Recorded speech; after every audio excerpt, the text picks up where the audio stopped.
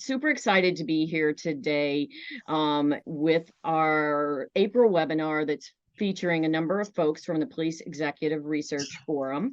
I'm not going to go into detail about what that is because they are, and I don't want to be duplicative, but it's really, really exciting. This is something that we've had a lot of people asking about in terms of career development and advice that they can get from any number of folks in the field. And I think it's really something, you know, based on a report that PERF did and a number of other things that we've seen and heard from women in the field and men, frankly, that we, you know, is something that affects everyone quite, you know, is a major obstacle for many folks in the field in terms of how to develop their careers and how to move forward in policing, especially if you're a female. So I'm going to get started. Just a couple of housekeeping notes. As I mentioned, please mute if you haven't done so. We are recording this session and we will pause that towards the end. We have a few extra minutes if we need it towards the end as well. And something that frequently gets asked is, are we able to share the PowerPoint? Yes, we are. We can do that after the case. And then one thing I want to say about these three women before I turn it over to them is when we talk about some of what women need in the field in terms of mentors and sponsors and people that you can talk to, these women are it. And so you're going to hear from them today. You're also, I know them well enough at this point to know that you will have an opportunity to connect with them again if you so desire. So please think about them, you know, in that sense as well. Charlotte, I'm going to turn it over to you, if you don't mind introducing yourself and then your team.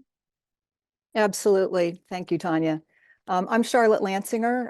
I have been an executive search consultant for the past 30 years working for PERF and have assisted over 100 communities with their search processes to help them find a police chief.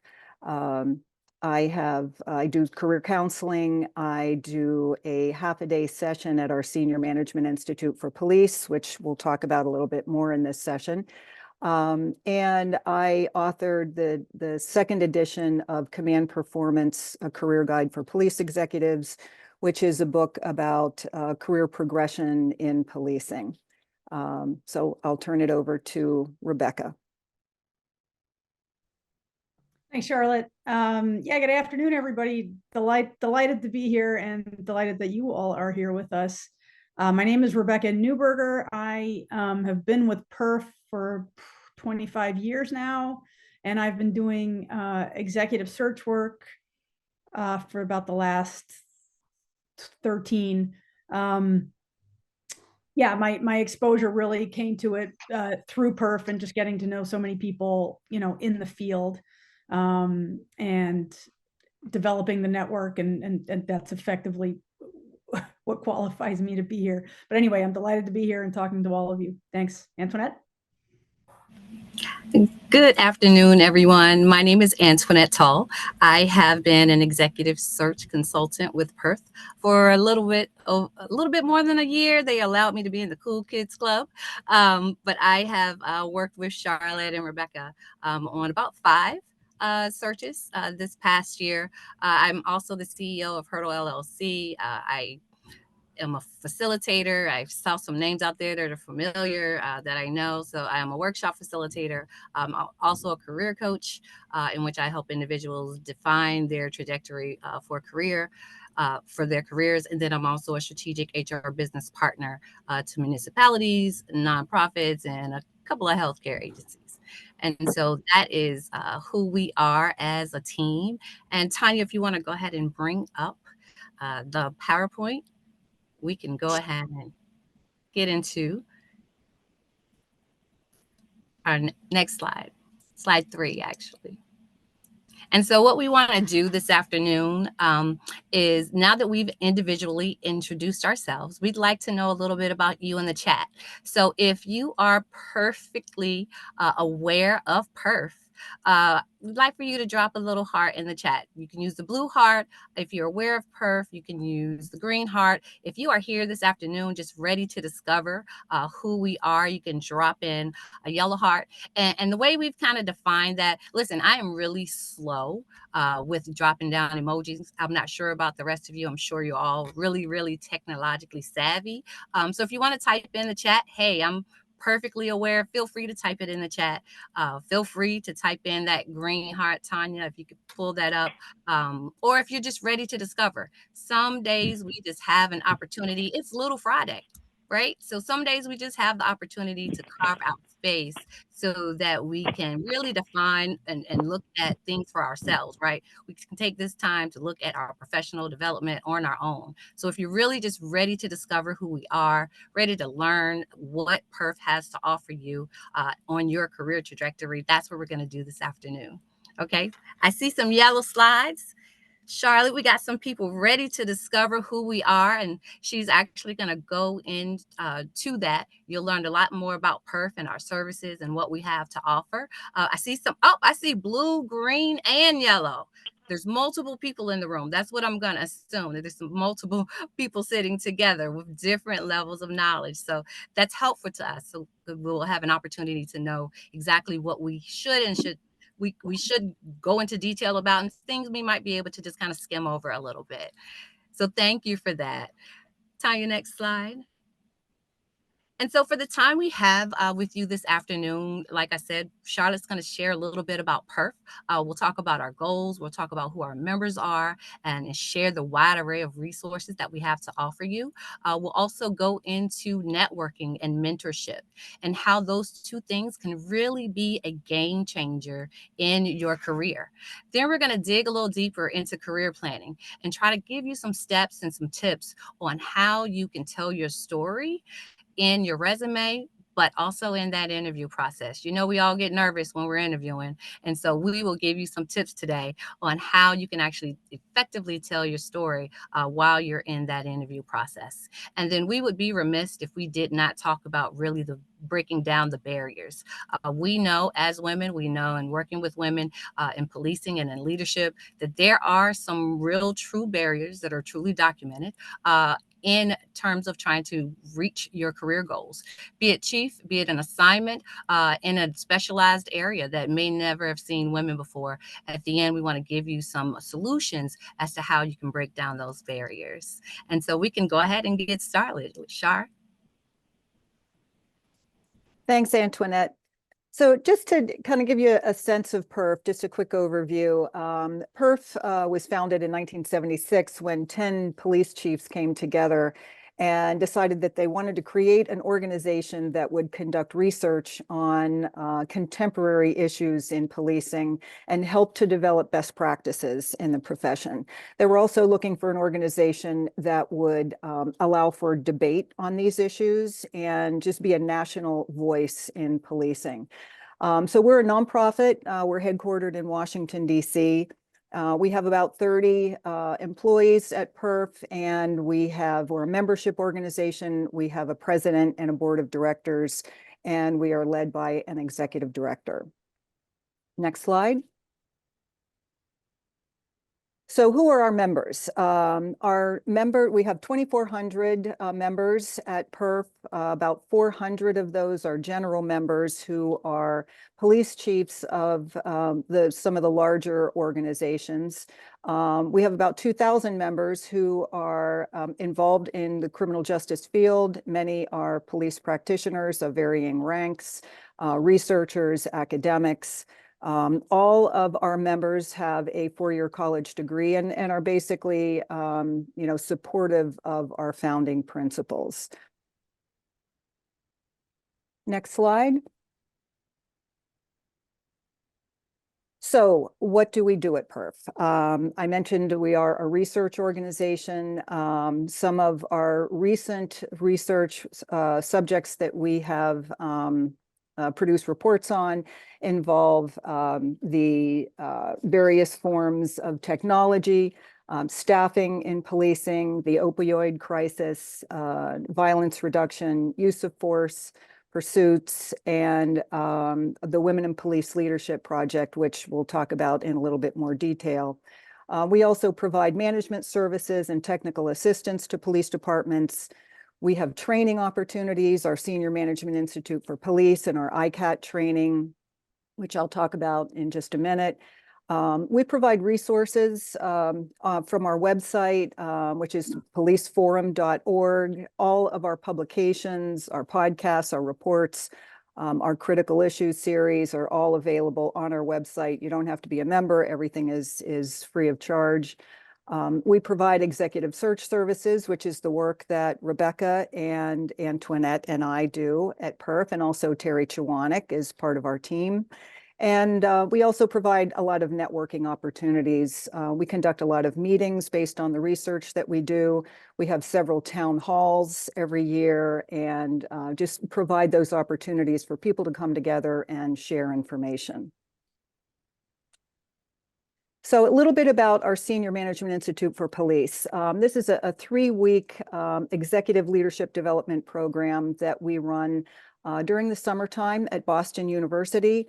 We run 3 sessions every year, 2 in June and 2 in July.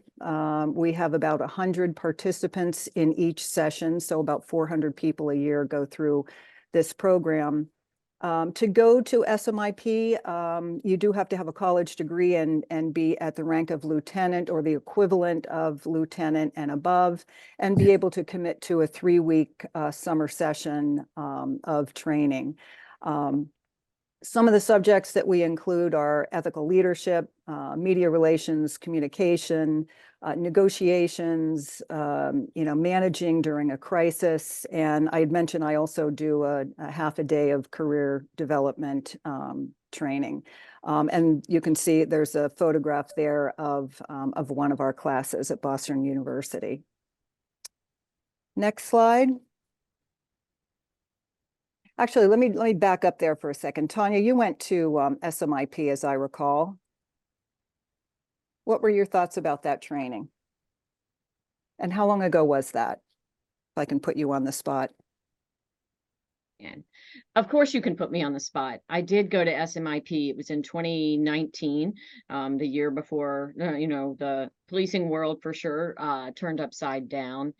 At the time it was in Boston. I know you've varied a few times, just given different challenges, but it was an incredible experience for me, especially as someone who had been in policing for a long time, but in a professional staff role. So I really got the opportunity to learn from a number of police leaders and to be in a classroom with, people from across the United States, sworn professional staff, hear from police leadership, from other stakeholders, from academics around a range of topics. I mean, you listed some of them. I distinctly remember our negotiation class, and the communication class. There was a lot of really relevant material. I know for some folks, especially women, it can be difficult to leave for a couple of weeks at a time, but I think PERF does a really good job of trying to accommodate as much as possible, and it's a great experience if you have the opportunity to put in for that. And one of the things that I enjoyed the most about it, which was not the dorm room that I stayed in, but was the opportunity to really get to know some other folks in the field and to build a relationship with so many other people. So, I was class 75. You always remember that. And there's a small group of folks that I continue to talk to every couple of months, one of which is Major Chief now in another police department and is on the board of NAWLI.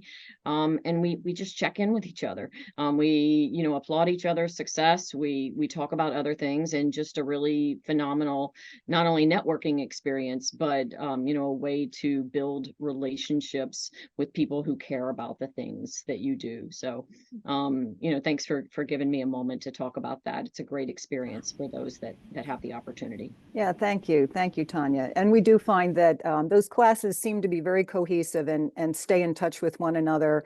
And like Tanya mentioned, that's just a really good networking opportunity. So let's go to ICAT. ICAT is our Integrated Communications Assessment and Tactics Training, which came out of a report that we published a number of years ago on guidelines for use of force. And we found that we developed this training program that is basically like a scenario-based de-escalation type training that we have taught around the country that is used in critical incidents that don't involve a firearm. We now have a facility in Decatur, Illinois. It's our national ICAT training facility that was built by the Howard Buffett Foundation. It provides a very large space for a lot of scenario type training. We are doing 2-day train the trainer classes right now that are free of charge until the end of the year. And this ICAT training has been around now for a number of years. It's also been studied and found to the results are when agencies have ICAT training, use of force is reduced and injuries to police officers and to the public are also reduced. So those are some of the training opportunities that we have. You can go ahead to the next slide.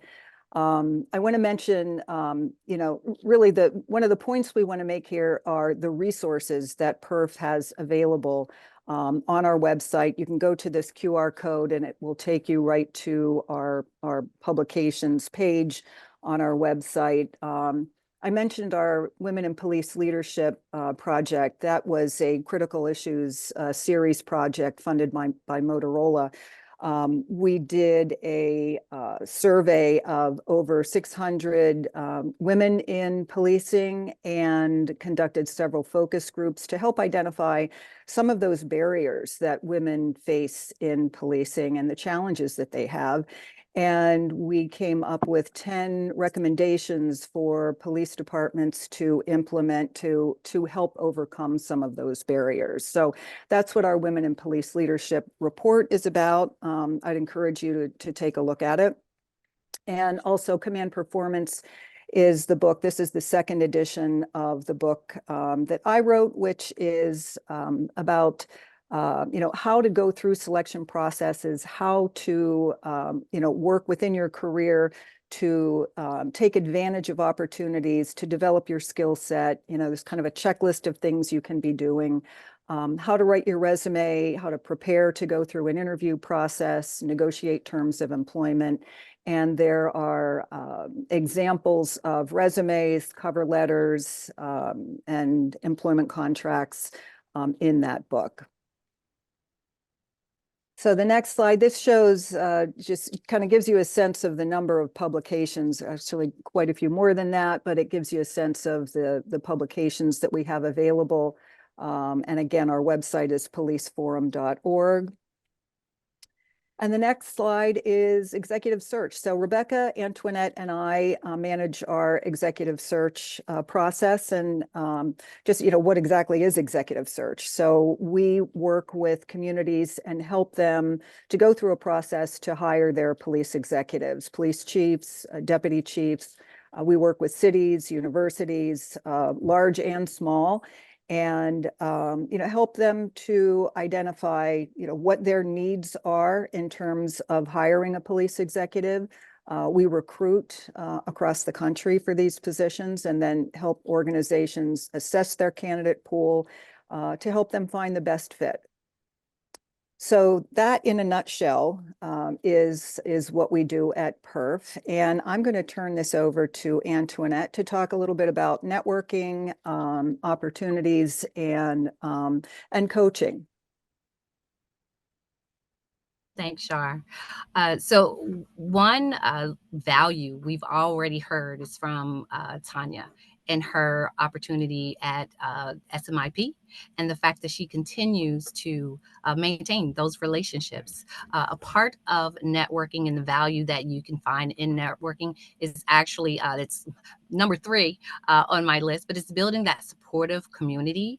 I can't tell you the number of conferences or webinars or even just town hall meetings that I've been to, that I've had an opportunity to meet people and discuss some of the nuances, some of the things that aren't truly said in public, some of the things that you think you're dealing with all on your own, but you have a supportive community when you really decide that you want to be in networking. And I know a lot of people are like, I don't know what to say. I don't know how to say it. But it truly is being in spaces with people who care about the same things that you care about. And so it's as simple as walking up and saying, hey, what are your thoughts about, and going along with the topic of that particular conference, that particular webinar, even a Facebook or a social media, or some type of LinkedIn post. But building that supportive community is key to networking, but it's also key to your career trajectory. It opens up a lot of opportunities. Charlotte, Rebecca, both of us know, and many of you probably already know, that there are opportunities that are not always advertised, or they are advertised really late and people already understand that there's a viable pool out there and they've made that connection. Really, truly creating a networking group allows you the opportunity to understand that those are some opportunities that might come down your pipeline, but they'll be more visible to you if you are really truly valuing networking. It also expands your knowledge. Networking is a two-way street, and I'm not sure about y'all, but sometimes I get into the imposter syndrome, especially when I'm looking at Charlotte and her 30 years in executive search, Rebecca's 25 years. It's like, oh, do I know enough? But guess what? Fresh eyes on a new challenge is always welcome in any space. Sometimes people don't even know that they need that fresh eye on that old challenge or even a new challenge. And so understanding that when you're going into these spaces to network, it really is about what you're learning, but also what you can provide, and providing that new fresh eye on a situation can really help someone out. I will say last week, I met someone about a year ago at a networking opportunity, and I called them about an executive search opportunity. They said, oh, let me think about it. I'm not sure if it's the right time. Well, they called me back the next week. So this week, last week, they called me back, and they had a name for me for the executive search opportunity. But then we started talking about challenges in her workspace. And what she shared with me is that she had a challenge in childcare and how they could actually move through that challenge. And I gave her an idea.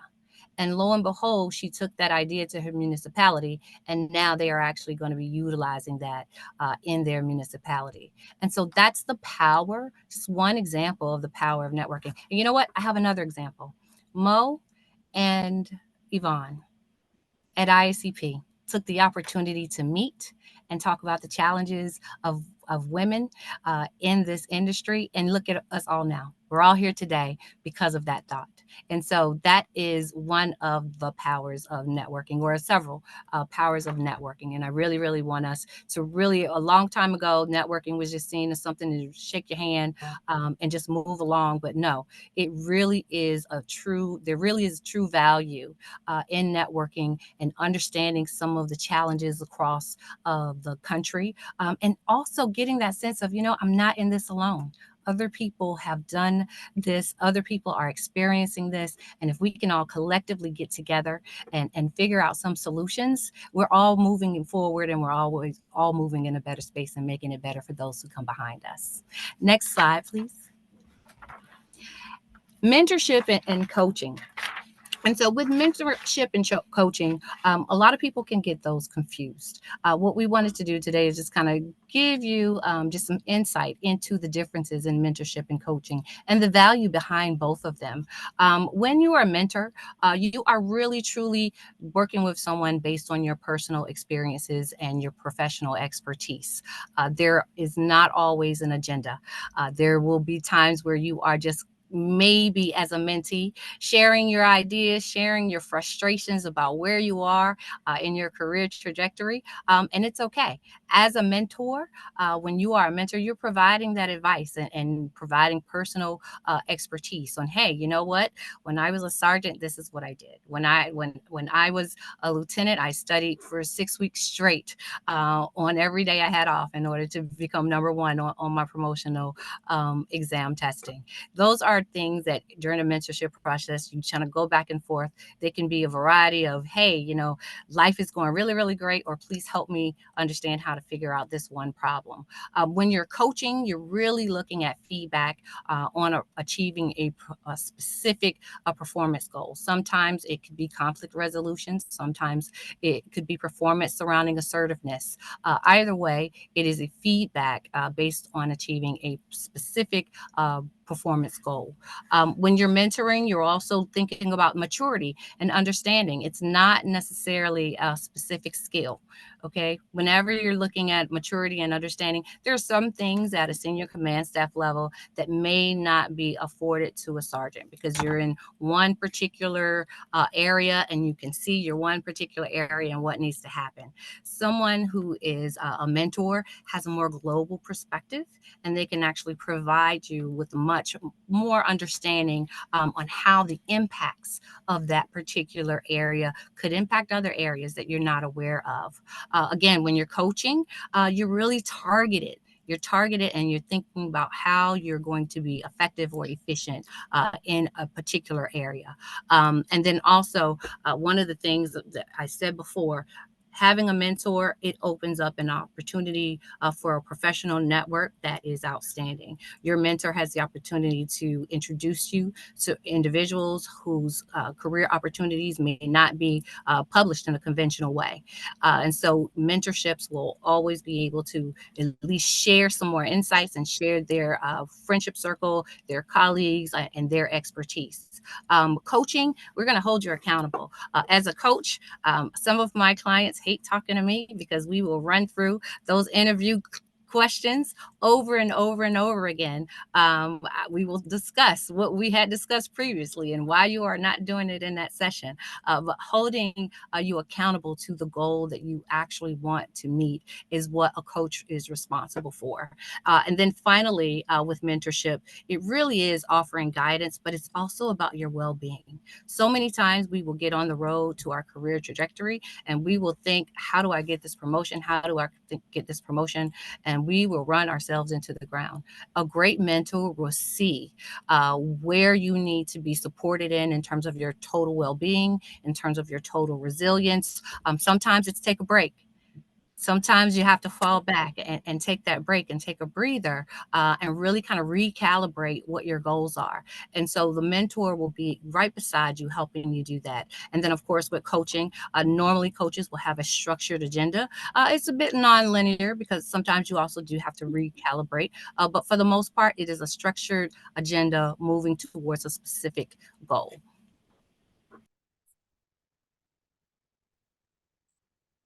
Antoinette, can I ask you a quick question real quick?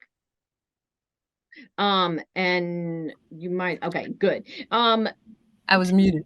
Yeah, I did it on accident. My apologies. Sometimes we hear folks talk about sponsorship as well as in terms of mentorship and coaching. And the way I think about sponsorship, but I'm hoping you correct me if I'm wrong, is, in many ways it's similar to coaching, but the main difference is that someone is literally putting their name on you, and that they are now responsible for anything that you do. And so it's a very, it's different in that way, and in that their credibility is affected by anything that you do and behave and, whatever it is you're doing on. Is that how you think about sponsorship? Yes.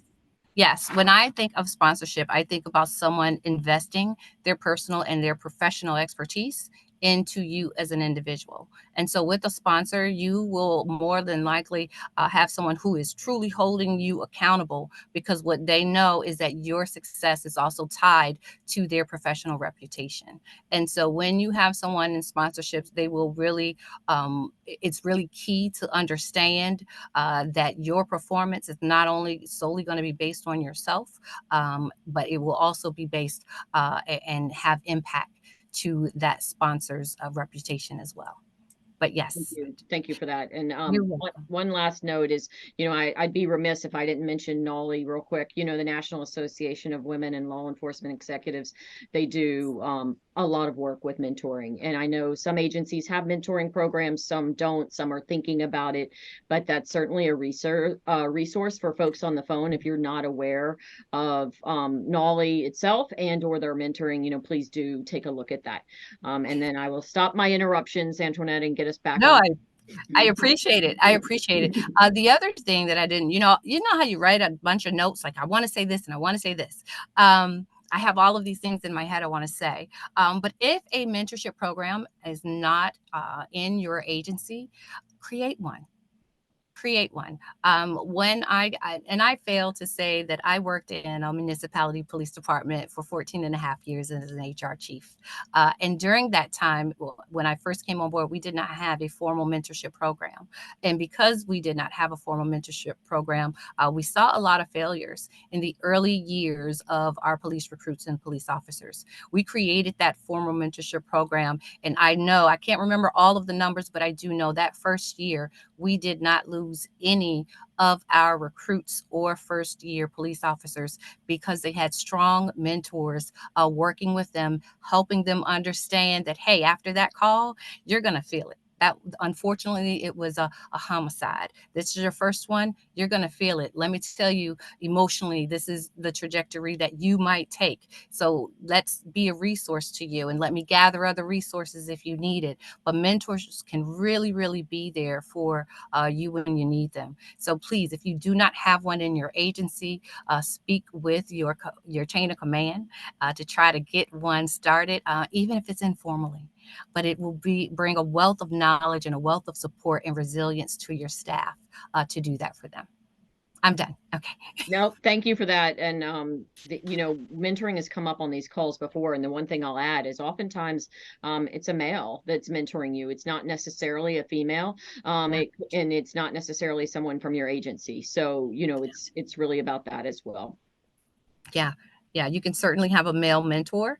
We have a lot of male allies who understand or at least want to understand what is happening in our lives in the department. And so utilize those individuals, but also feel free to reach outside of your agencies. If you see a woman on this webinar or someone in a conference, don't be shy. Ask.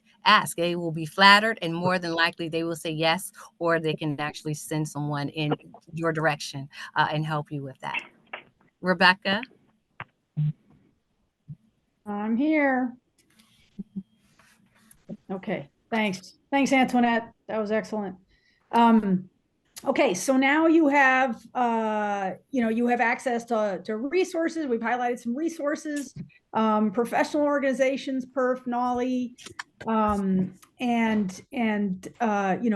you've figured out mentors and so if you are thinking about, if you're starting to think about your work as a career and more than as a job, you're at that point in your sort of career trajectory.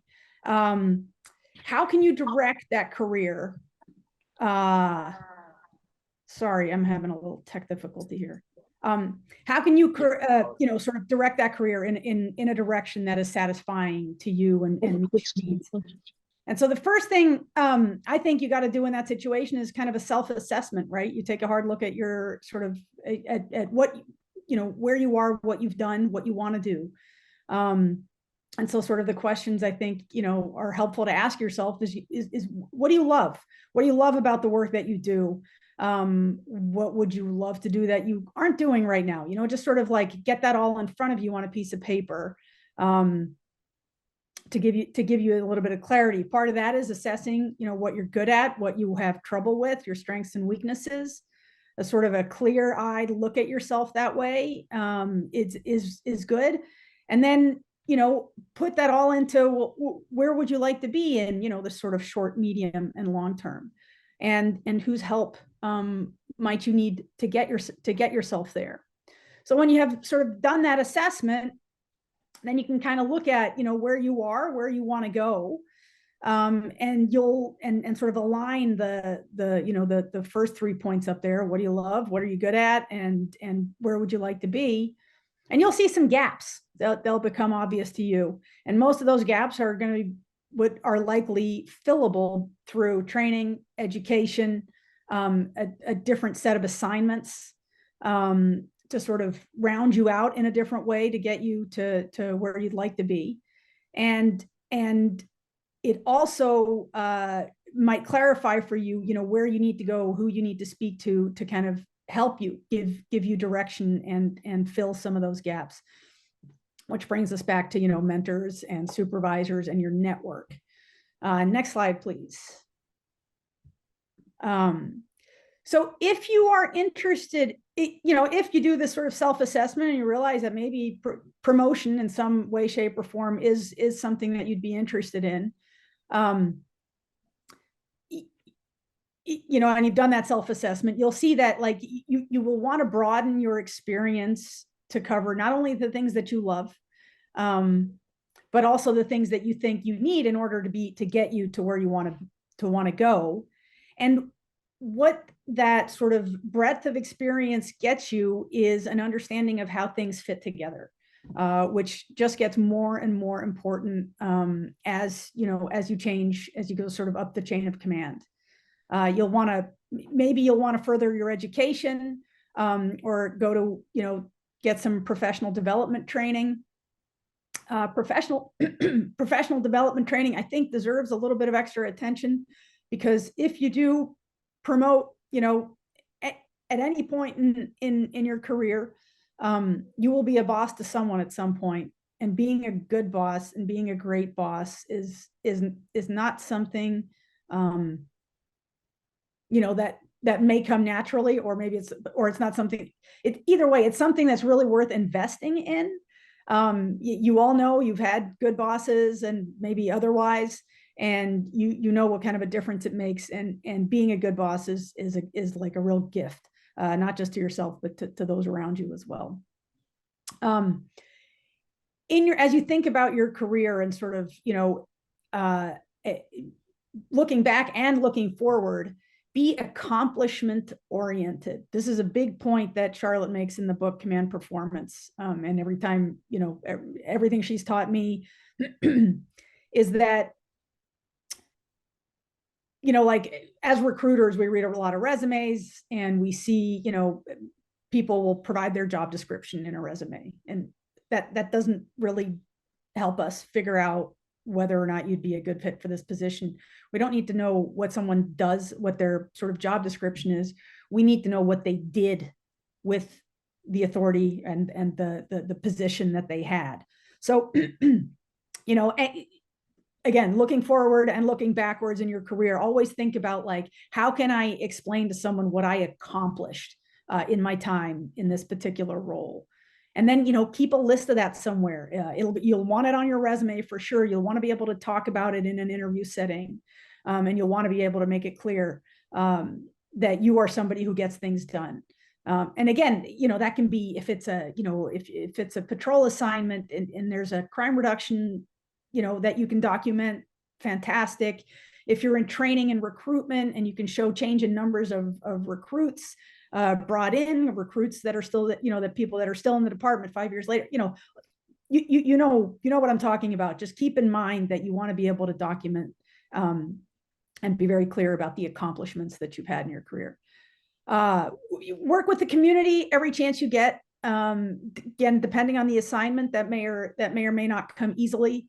But always remember why you joined this profession. I don't know all of you, but I'm pretty sure that somewhere in there, the reason you joined is because you wanted to be, you know, you wanted your professional life to be helpful to the community that you serve. And so, working with that community and being able to demonstrate the ways that you have engaged and really taken that on is helpful. And then, networking and mentors and, affiliations with professional organizations and attending meetings and conferences and trainings and all of that. The whole point of that is to help you gain perspective on this work, on policing from outside of, the sort of the perch that you happen to sit on. So outside of your position, outside of your department, outside of your community. You learn, as Antoinette has spoken to this, but we learn so much from each other, and that learning we can then put to work in where we are, and it's great to know a lot about your own context, but it helps to learn from others and then sort of be able to expand that. Next slide, please. Yeah, so as you plan for advancement, if in fact that's something you're interested in, look around, look at the experiences of the people around you, of your bosses, of their bosses. There's a political environment that you exist in. You can hopefully see through other people's successes and failures that a lot of things that could help you make good decisions when you're in that position. Stay current on national policing issues. Again, sort of we're all in this together. There are a lot of, you're having an issue in your community, in your department. In all likelihood, that's shared by many, many other people in other communities and in other departments. And everybody handles it differently, and we can learn from each other. So being intentional about having that kind of casting a wide net when it comes to understanding what the sort of national issues are is a good thing. And then, as much we need mentors, we need people in our support network to help us become part of that, so that not only are you a consumer of that, but also a provider. The time comes in everyone's career when that sort of, the balance shifts a little bit on that. Yeah, this is obvious. Avoid controversy. There's just not a lot of tolerance in the system for it these days, when it comes to wanting to promote or get a job elsewhere. Everything is discoverable basically, and if you don't have anything to explain, it's just easier. It's easier ahead of time. Look yourself up on the internet. First thing anybody does when they get your resume is they get online and put your name in there and see what pops up. So you need to know what that is. And again, obvious, I'm sure you all know this, but your social media presence is public record. If you don't want something associated with your name, do not put it on social media. Do not link to, do not do anything. So just be mindful of that. Okay, resumes. They are a very dry document that tells hopefully a very exciting story, and that's the story of your professional career. In order to move, it's the first step in a process. So the resume, even though it's a boring, dry document with a bunch of bullets on it, make it really think about it as the thing that will tell your story before you get a chance to. And as I mentioned before, focus on accomplishments. I don't care, that what the job description is, what the specifics were, and who you reported to. I care about what you did with your time in that position.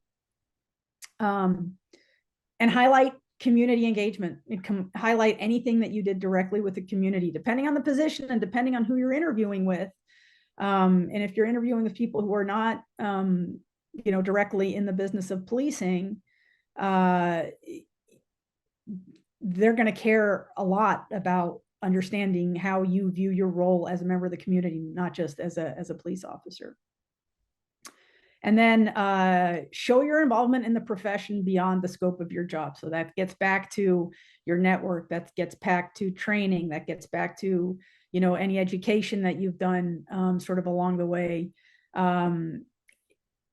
yeah, and just your involvement, the professional associations, if you're invited to speak at a conference on an issue that's important for this particular job, make sure to highlight that. And then the resume needs to be connected to the position announcement. So whatever the document was that told you that they were looking to hire to fill this job, make sure that your resume responds to the items on that list. If they're sort of separate, it's the fact that you might be a good fit for this position will not be as obvious to the people reading it.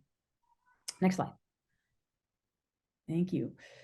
So yeah, you've submitted your resume, you've gotten a call, or however it might work, and you're invited in for an interview. Well, now you really got to do your homework, because ahead of the interview, you want to have as much information as you possibly can about the position, and you want to be as facile and easy with it by the time the interview comes along as you can, so that you can really project yourself into that role, and the people in the room can see the potential for a good fit. And this is an obvious one, and I like to highlight it. I don't know if I ever really hit the mark with the audience, but you need to have an answer for the why do you want this job question.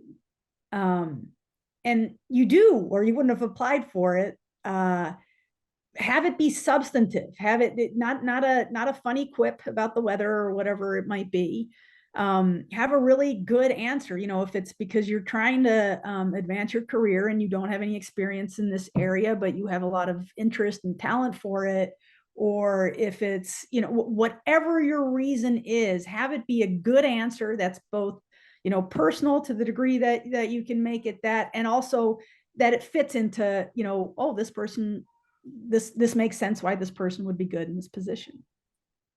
And I always think it's good to express enthusiasm for the job. I know I don't know that everybody agrees with me, and I don't think it's important not to overdo it, but I do think enthusiasm and sort of desire for the work and to be in that role, if you can convey that, I think that is effective.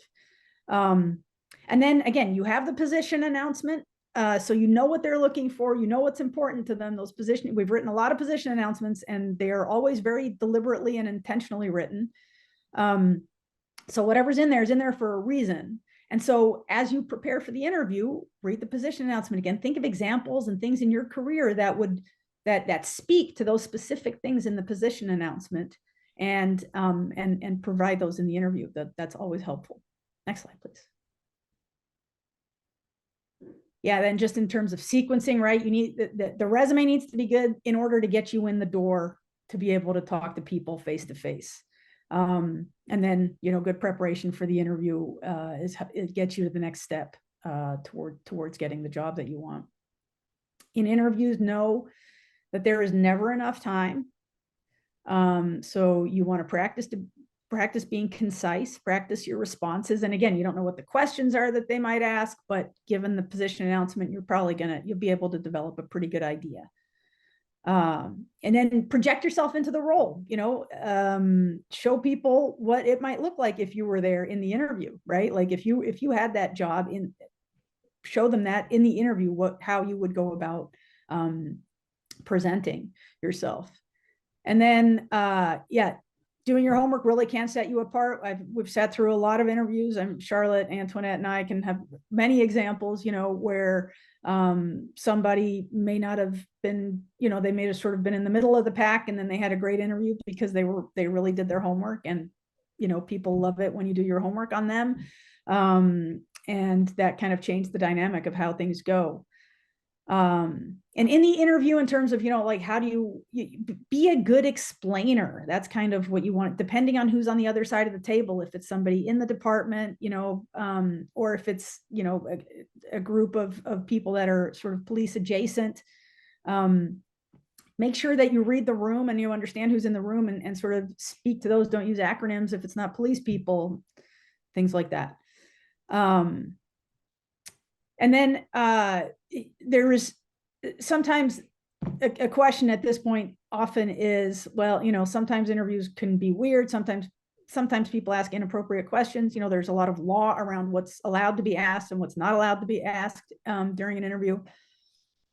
And sometimes there are inappropriate questions that ask about, specifically for women as it relates to, family status and how will this impact your work and, kids and things along those lines.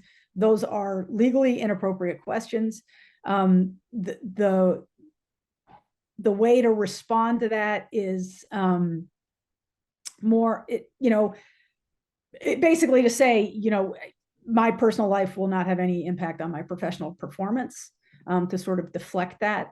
But it's a little bit of a read the room. If it's bad enough, there are situations, if you read up on this, there will be advice that you walk out of the room. But anyway, basically it is that those questions, they're out of bounds, and the response is this will not impact how I will do my work.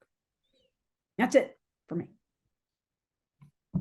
So I'm going to jump in here. We are guilty of over preparing for our webinar with a lot of material.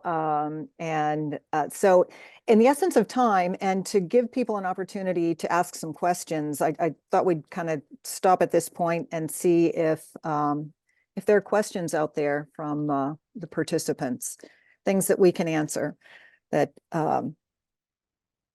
surely we've jogged some questions with this. Yep. This group. There is one question specific to mentoring in the chat. Do you have recommendations on agencies who have robust mentorship programs that we can reach out to for guidance? And perhaps if PERF doesn't have any specific ones, that might be one that we can put out to our 30 by 30 audience to get their thoughts on that as well. So I do know that RPD, Richmond, Virginia PD, they still have about a year ago, they still had, maybe that's not enough time, but I do know they had a robust program. I also know that Charleston had a robust mentorship program as well, but those are the only two that I can think of right now. But if I can get back to my office, I'll send you a few more, Tanya. That's great. You can Thanks. put it out to sure. I think Nolly's a really good resource for that as well. Nolly really has formalized, a kind of standard for developing mentorship programs. So, I would point people in that direction. Thanks so much. And thanks to all of you. I mean, the experience and the job that you have in interviewing police chiefs across the nation for these critical roles is so important. And I think the lessons that you shared today about selecting police chiefs really apply to everyone, no matter what rank you are in the agency, but how to prepare yourself and be your best self to put yourself forward to advance your career if you want to, because not everyone wants to advance their career in the same way, and that's okay. One thing that I'm curious about is, I know sometimes that new chiefs are requiring a community interview or a presentation. What if you're worried about how your current job is going to feel, and or you're going to be exposed as being ready to leave? Yeah, that's a big consideration. And I think even as you apply for positions, if you're looking for a position outside of your organization, notifying people within your chain of command in advance, because once you've applied for a position, there are no guarantees that your name will stay confidential. So even before you get to that point where you may be doing a public presentation, it's really a good idea to let people know that that you're exploring other opportunities. Charlotte, too, I'm curious, what kind of changes have you seen? And you've been doing this for decades, right? So what changes have you seen with respect to women applying for these roles and what people are looking for? Yeah, I think, without a doubt, I mean, there is just an expectation, if not a demand by elected officials, by communities to have more women represented in the executive level of their police departments. So not just chief's positions, but command level positions. So, and I think that's really a change that one of the biggest changes that I've seen in the past 30 years. And also just the number of women who are looking at stepping up and stepping into those opportunities. The sheer numbers has definitely increased. Rebecca, Antoinette, any thoughts from the two of you?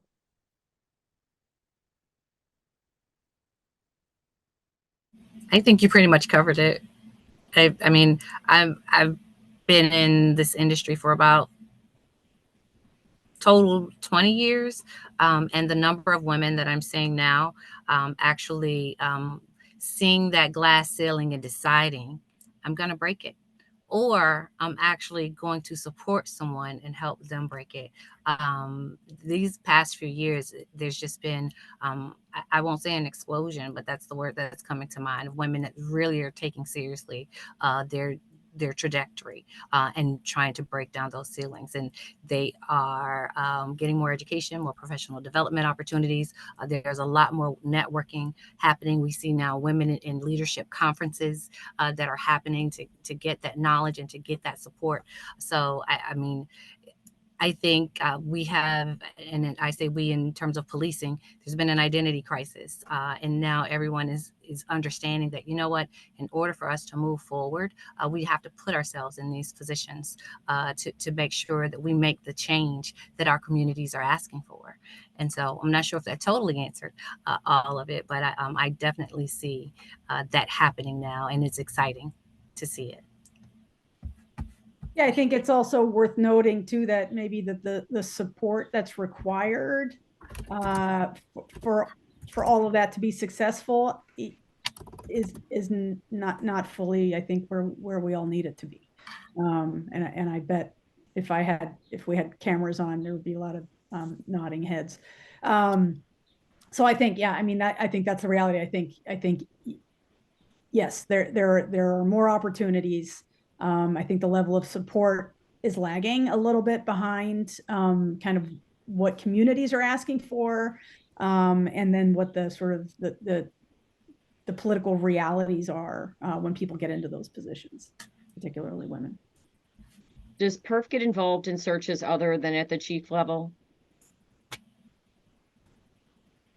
Yes. Yes, currently we are actually recruiting for 2 deputy chief roles at Johns Hopkins University. I don't know if I should have said that, but yes, it's out on our website. We most certainly are. It's an active recruitment. We Okay. do, but not often. Yeah. Not often. Not often. So, someone is asking, their goal is to become an assistant chief, and eventually a chief at their department. And are there any specific trainings or recommendations for career counseling and resume review that you can recommend? I know, this person, went to SMIP, but is there anything else that you really feel strongly that someone should look into? I would say SMIP is really an outstanding development program. So I would absolutely recommend SMIP to anyone who's looking at advancing into a command level position. And we do offer assistance in resume reviewing and support for career counseling for those people who do attend the SMIP program. So they can follow up that way. Absolutely. What do you see as kind of the biggest challenges facing women looking to move into these roles?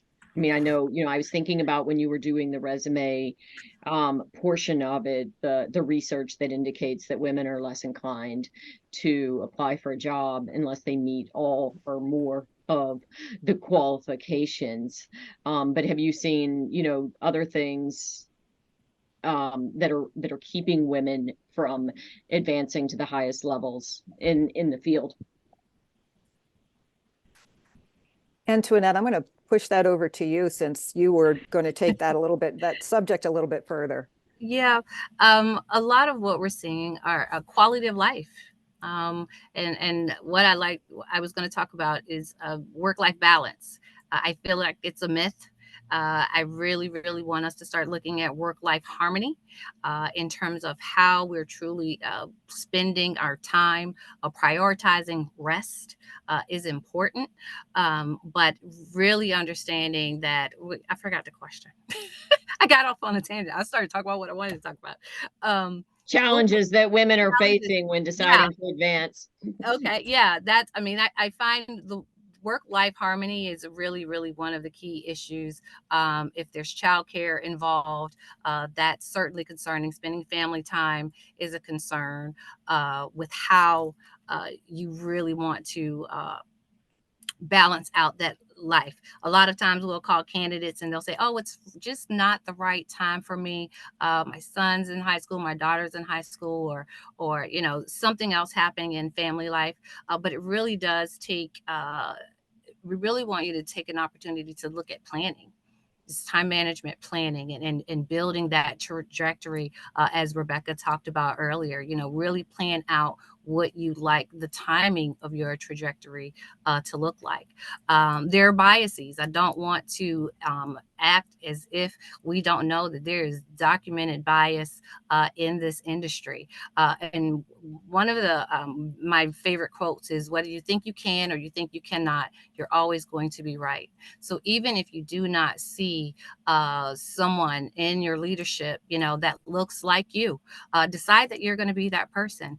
And you can take on mentors and take on conversations of people who do not look like you. Hear the challenges, hear the situations that they are facing, and find solutions for them. And you can handle those solutions right where you are.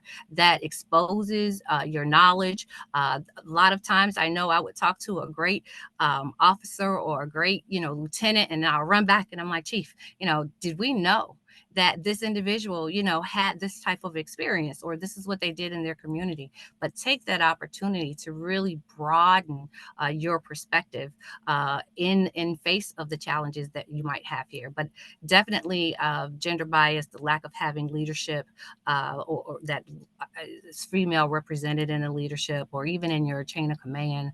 But those work-life harmony issues are really key personally that I've heard across the nation in terms of why, you know, people don't want to continue on that trajectory. You get moved to the midnight shift when you become a sergeant or a lieutenant. And how does that look, you know, for family life? Well, if you use your resources, co-op with another recruit or officer or someone else who works that shift work and find ways to balance out those childcare tendencies. When I was talking about the network opportunity earlier, that was the gist. You know, she's like, you know, we have a lot of women who want to be promoted. However, childcare and the agency, you know, the individual can't afford, you know, too much of a bearing on the childcare, but the agency doesn't want to do anything with it either. And so my suggestion and my solution was, well, contact all of the 24-hour childcare agencies in your area. Get with the association in your area that's for public safety, because they have fire and police. I said, and bring that to the childcare agency. They will give you a discount, and they will provide opportunities for the individuals in your agencies that are single parents or parents who work shift work, and there's no cost to the agency. It's no cost at all. And most childcare agencies are happy to have that quantity of individuals coming to them. But all of that comes from networking and listening to the challenges and deciding how you're going to overcome those challenges. Thanks, Antoinette. And I have one other question, but just one other observation in the chat. You know, some of the folks are in smaller agencies where perhaps they're a sergeant looking to become a lieutenant, but there's really not any spots to promote into. And I don't think there's many opportunities to transfer to another agency once you're at a certain rank. It's that middle management that you don't have a lot of flexibility in. You know, so that's a challenge for some of the folks. But similar, you know, in that same vein, you know, what advice would you give for people that are interviewing internally with people they know? I think we see that quite often, especially in smaller or mid-sized agencies. Once you pass civil service, assuming that your agency is part of that, and that there's not an interview component, like how do you interview with someone that you've perhaps known or worked with for years? What would you do differently as opposed to some of the advice that you've already given us? Do you want me to take that, Charlotte, or you want to take it? Sure. Well, the one thing I wanted to mention, and something that Rebecca had mentioned, is you need to project yourself into the role of the position that you are interviewing for. You may have a history in the organization of being seen in a certain capacity at a certain level. And if you want to promote into the next higher level, you need to project yourself and be seen at that level and having those capabilities. So that's the one thing I just wanted to mention. What else do you have, Antoinette? Well, I love that idea. I also would say, to piggyback on that, if you're an officer and you want to be a sergeant, start planning for it in your behavior. And so when you are in roll calls, you're asking questions about, what the sergeant does, what type of reports. You're shadowing those sergeants. You're shadowing people who you believe are the best performers in the agency, and you're learning how to do the job before you're actually into the job. And as far as the interview goes, understand what your accomplishments are as an officer. Understand the impact of your accomplishments on your agency, because that's important. If there are ComStat meetings, if there are community meetings, make sure you're showing up. Make sure that you're having those relationships in the community. I had a friend who was they were going to interview for a police chief position, and they went to the community first. And so by the time they got to their city council meeting, the community was showing up and saying, yeah, we like that person.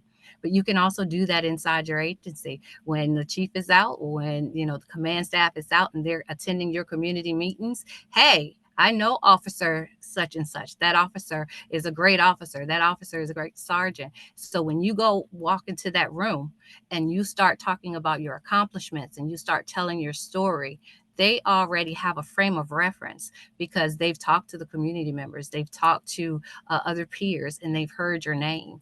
And so I would suggest that as how you can internally, it's like an internal hack. Make sure they know who you are, make sure they know your accomplishments, but instead of you beating them over the head with it, guess what? Everyone in your community is talking about how great you are before you even sit down at the table. Thanks for that. Does anyone else have any questions for us today? We ran a little bit over, my apologies. There was a question in the chat about contact information. I am slow with the technology. I said that before, but I am almost done typing out this information for that. I'll leave the chat on for a little bit. Christine, I know you always have questions. Fantastic ones.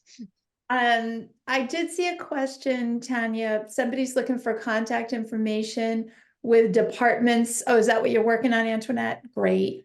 Yep. Thank you for that. And Rebecca, great for answering the cost of SMIP. You put a dollar figure there, you have to, that's the question that was asked, but boy, based on my experience, and I've not attended SMIP, Tanya obviously hasn't spoken about it. I bet there are people on the call who have. It seems to me it's almost to go with the MasterCard ad, right? It's priceless. The contact, the network, the training, and then the access to you and other people really feels priceless. Just on behalf of 30 by 30 and Tanya, I want to say thank you so much to my friends at PERF. I've known each of them for a long time and admire their work, and I'm lucky enough to be called by some of them sometimes to say, do you know anyone who might be in a good position? The network at work. So make sure people know who you are, and make sure that you're putting yourself in a position to be stolen. Raise your hand. These ladies are terrific, and they will definitely support you through your journey. Thanks so much for that, Christine. And thanks for your support. I will end it for today. Charlotte, Rebecca, Antoinette, thank you so much for taking the time to spend your afternoon with us talking about PERF and career development. Incredible session. For those of you who didn't catch all of it, the recording will be up in about a week, and I will get the PowerPoint out as well as additional information on mentoring programs. Someone asked about how often do you have the webinars? Monthly. If you have not signed up for the 30 by 30 newsletter, please go to our website and take the opportunity to sign up for our newsletter. And as well, if you haven't joined 30 by 30, we're continuously adding new agencies and would love to have you. And we're very fortunate to partner with great organizations like PERF as one of them in the work we do to advance women in policing. So thanks everyone. Have a great afternoon and all good. And Antoinette just put a couple of things in the chat. I'll leave it open for a minute if anyone wants to take down that information as well.